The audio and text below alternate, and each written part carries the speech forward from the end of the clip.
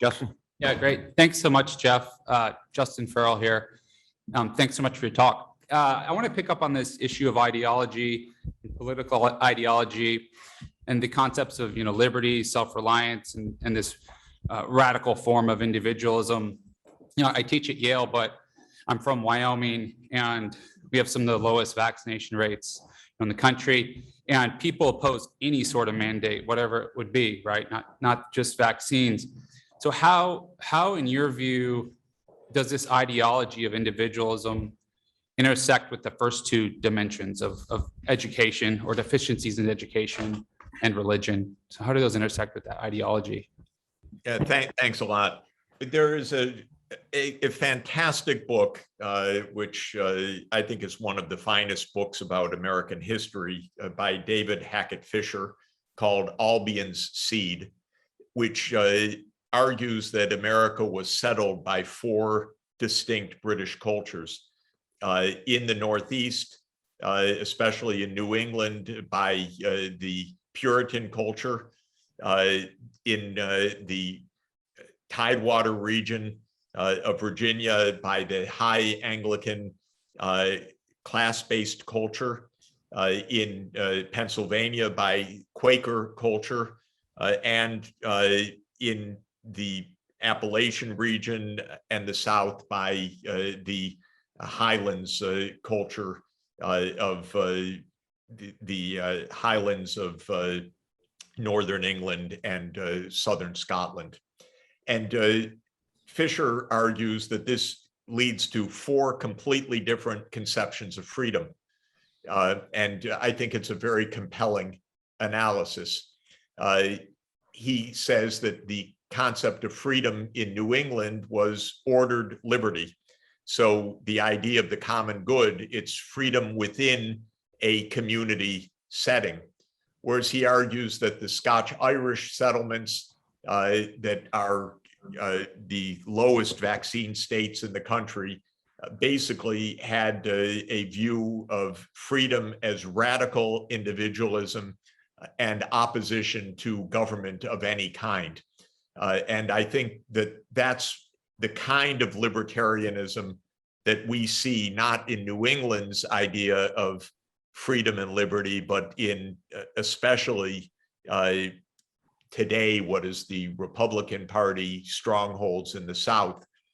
And I think that I really like this book because it emphasizes that the same words, freedom and liberty, mean very different things in different cultures. And what we're talking about with this extreme libertarianism is one strand of American tradition. I think Texas always represented it in a very radical way. DeSantis represents it also. It's a kind of idea of freedom which is astounding. It's not the libertarianism of John Stuart Mill. It doesn't reflect the boundaries to do no harm to others. It's simply, don't tell me what to do. And we have a significant part of American political life that uses that rhetoric. And it's rather remarkable, but absolutely incapable of addressing a pandemic, because a pandemic inherently requires a pro-social point of view, not merely an individual point of view. And we don't, for some part of the American culture, we don't have that concept of liberty. So I think that even that question is a very much a culturally bound one. What does it mean in terms of this notion of my argument about education being most central? All of these cultural dimensions are matters of socialization as well. And I think one of the great socializing aspects of modern society is education. I think that was true in ancient society as well, but only for a small part of society. And so I think that if we can focus we can't solve these, we will not resolve these cultural problems by changing adult minds especially.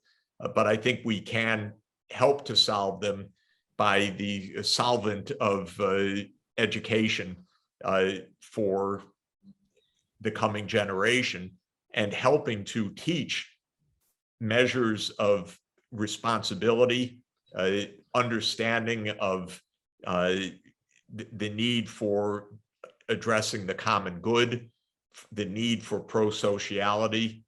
Doing that didactically as well as experientially seems to me to be really critical in this story. And I think that's why it's wise that in the Sustainable Development Goals, there's actually a focus on teaching these issues, because probably the cultural changes needed to live in a sustainable world requires education of young people most of all. Monsignor? Thank you, Jeff. Very interesting. I want to say, if you make some comparison, not only in your country, but the European countries accepted more the vaccine. And in the Catholic Church, the first to take the vaccine was Pope Francis, and after immediately Pope Benedict. So we can say all people take the vaccine here, no problem. Religion is in favor of the vaccine. Yes. So I want to say, if you put the problem not only in the common good, but in the truth, in philosophy, we have the doctrine of the transcendental. Truth, good, justice, beautiful are the columns of the thinking. So two questions. What is the idea that have the Jewish people in your country, because it's very important, they have the best hospital, the best things. What is the idea? And second, the Orthodox people, the Orthodox is completely in favor of the vaccine. The Patriarch is in favor of the vaccine. So I think that we need to put together, as say John Paul II, because we have this question this morning, to put together religion and reason, faith and reason. So please. Yeah, thank you. I think certainly in mainstream Judaism, and I would say in Orthodox Judaism, as far as I know, there is no vaccine hesitancy. And in Israel, the vaccine coverage reached about the highest in the world. So there's no cultural or ideological or religious belief in opposition. And I think, to my mind, it's a long and deep question, but the church's commitment to the combination of faith and reason and science being at the core, and after all, we're at the Pontifical Academy of Science, is quite distinct from the traditions of American white evangelical Protestantism, which is a fundamentalist belief, a scriptures only belief, a literalism approach, and a disdain traditionally for higher education and for science. So the culture, from what I can see, and what is true in terms of observed variables like college going, university education, quality of public school education, is really considerably lower in the white Protestant evangelical community. And there is no tradition of faith and reason as the combination. There is solas fides, only faith, and there's sola scriptura, only scriptures. And so there's no body of thought where an evangelical Protestant would hear from a high authority, take the vaccine.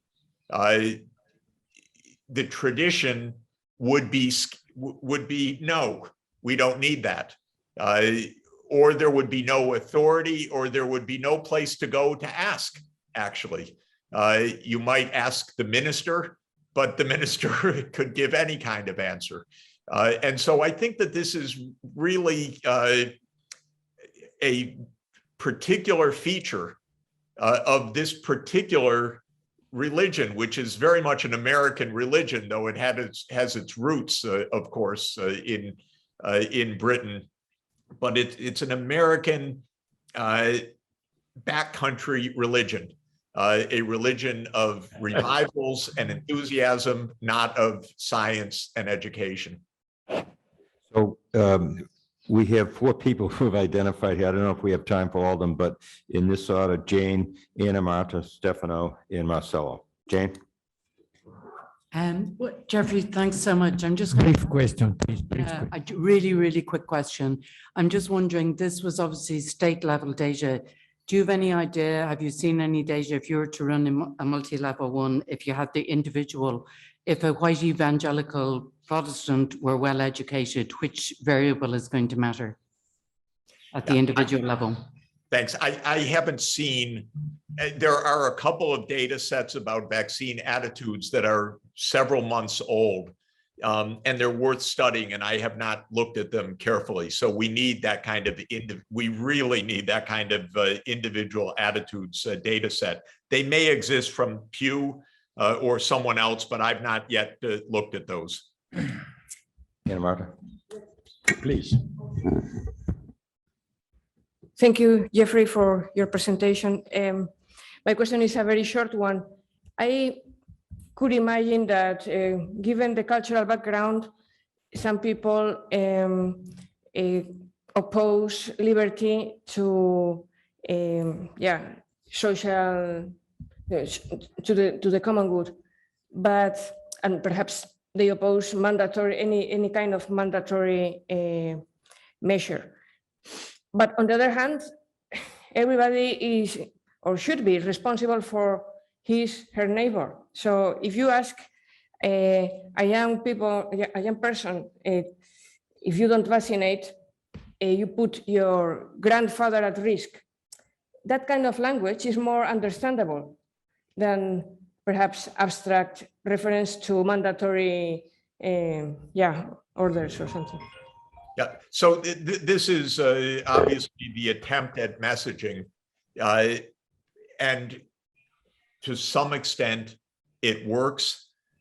We have everyday news stories about people who have on their deathbed or their families after the death pleading, my husband didn't get a vaccine, please do so, or somebody dying saying, I should have done this. I would have protected others as well. But we're also competing against loud, very aggressive voices of these politicians that know their base and know the discourse, the language. The language is, don't tell me what to do, period. Don't tell me what to do.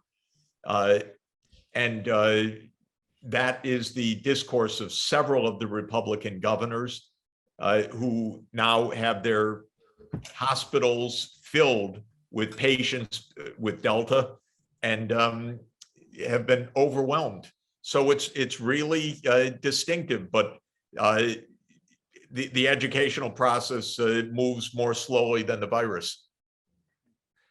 I think we have time maybe for one more. Stefano. Thank you. Thank you very much, Jeff. In your presentation, and in particular in the slides that you showed us, what is actually you have said, even though you didn't use the word, is that the present pandemic is not a pandemic, is a syndemic, as a series of articles on Lancet and Science have documented. Syndemic means a synthesis of epidemics, which means in this case, coronavirus, certainly, but also ecological degradation and social inequalities. So that is why you did well in stressing the educational, and in particular, your final argument about the perspective of the common good. Because if we reduce the pandemic only to the, let's say, health side, to the virus side, forgetting the other factors, we will never get rid of phenomena of this type. In other words, the pandemic, the syndemic is the result of the conjunction of these three major elements. What is your reaction? Thank you, Jeff. Yeah, thank you. It's exactly right in that if one looks at the attitude towards taking a vaccine and the attitude towards action on climate change, you would find a tremendous overlap or tremendous correlation. If you add in attitudes towards just another issue on the table right now, raising corporate tax rates to help fund social programs, you would find again the same kind of orientation. So we are talking about a matter of the cognitive model of the world, the ability or desire to align with the scientific evidence, and the sense of personal freedom or liberty, so-called in the US, versus social responsibility. And these, I think, trace out a deep cultural and cognitive cleavage in the United States. By the way, the religious variables, or the white Protestant variable, and the education level correlate very highly with the share of the vote for Trump in 2020, for example. And so you can see that these are all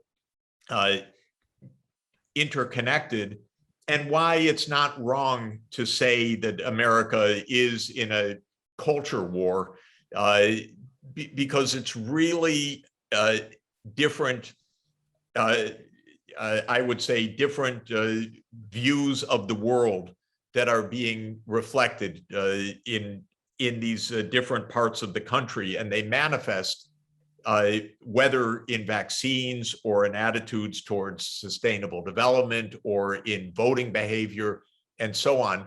But there are very, very deep cleavages, not shallow differences in tactics, but really reflecting very different approaches to the world. Jeffrey, thank you for an excellent presentation. Pleasure to be with you. Thank you very much. And thanks for squeezing me in a little bit out of the order of the program. But have a wonderful conference, and I will circle back to listen to all of it and to see the presentations. Thank you, Jeffrey.